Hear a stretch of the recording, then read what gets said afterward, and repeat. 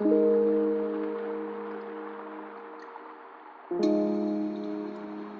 a lot of background work to it, working up to what you see on stage. Drag's an artistic transformation. A lot of people don't understand that. They see you on stage, they think you live that way 24/7. What we do here is truly an art form, and no one does it the same. Welcome to Talbott. When you leave, you'll have a new appreciation for what we do. Music has started. Okay. It's showtime.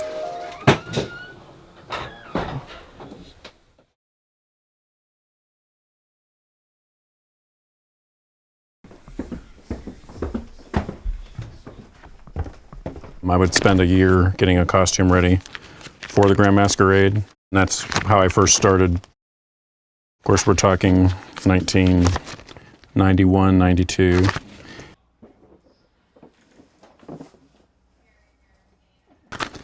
In 96, I was dared to go do an open stage show at Club Cabaret, and then that's when I started doing shows. Here would be a good one. This here is actually a headdress. I would not be able to wear this at most any other bar. You physically couldn't stand up in it. These are all ostrich. This is a mix of genuine rhinestones and then some acrylic. But this here alone, I've probably got 800 to 1,000 in it. And I'll never get that out of it, so. There we go. And with that same enthusiasm, please welcome to the stage. She is the fresh and the fruity, and her name is Montana Mellons.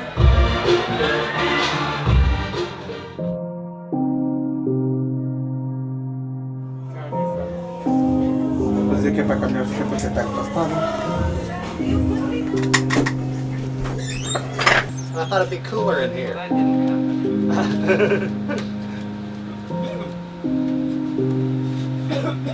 Her twin said, try this robe on, and I tried this robe on, and I said, why do I need to try this robe on? And her twin said, because I saw your husband in it last week. I wanted to see what you looked like in it.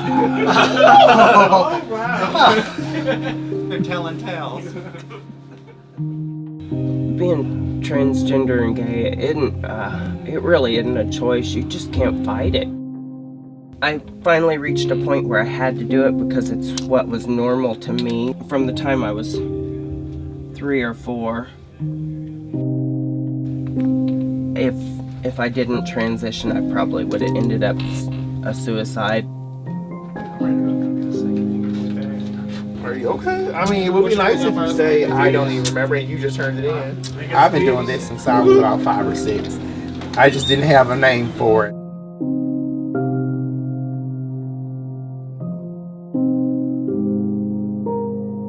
I got suspended in high school for a fight. RuPaul was on MTV. I'd never even seen or heard of RuPaul.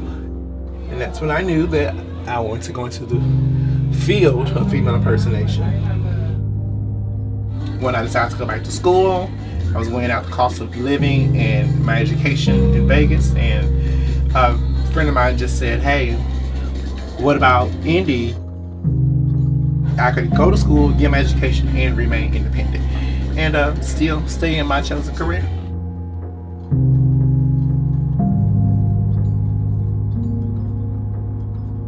Transgendered queens are like myself and Sage. We live as women. Boy queens are like Asia. We were both in this little tiny space for 13 years together. It's a lot.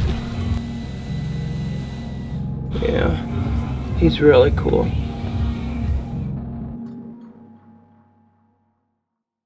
I actually lived an extremely conservative upbringing. No television, no music. Once I got out on my own, all music was new to me. A lot of things were new. One of my very first photo projects was Asia. He was very calm, intelligent, he had an intention. I was like, this guy has a heart. I always really liked drag as soon as I was exposed to like the live show. After graduating, I was like, I want to be involved, but not a queen. Like, I don't want to perform. but I knew I had like a medium that could still be involved because they want to be seen. I want to make an image. They're like the perfect model. After being at Talbott for almost 13 years and doing 12 to 18 numbers a week, you get into a rhythm, but you also get burnt out. People come to see a show, and a lot of that for me was the costumes and the fact that I'm 6'4" without heels. Drag has always been big in Indiana, which I've been beyond blessed to have Talbott Street, because I wouldn't have the success I have without that, just because of the venue that it offers, because you don't get that big stage, spotlight. They invested in the show. I would say I lived my life backwards.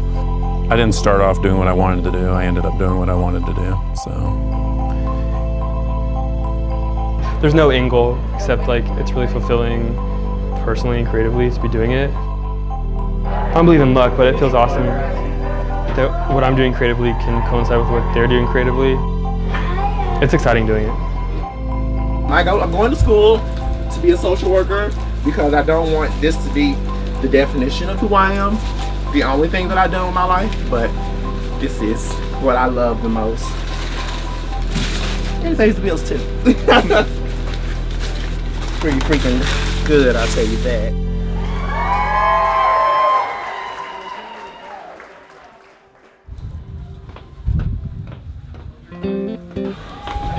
You go, girl.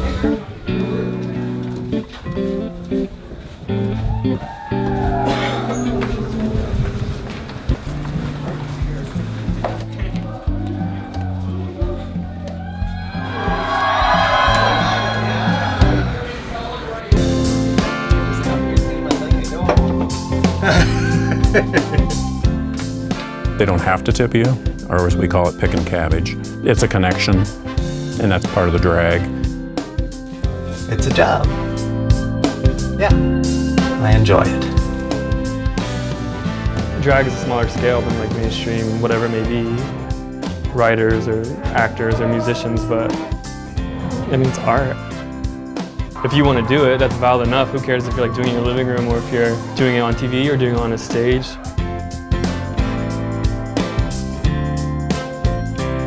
Being on the stage and letting that light hit you, and the music starts and the roar of the crowd, it's addictive. Everyone wants to be a star at some point, you know. In this little world, this is our Hollywood, and we get to be the stars.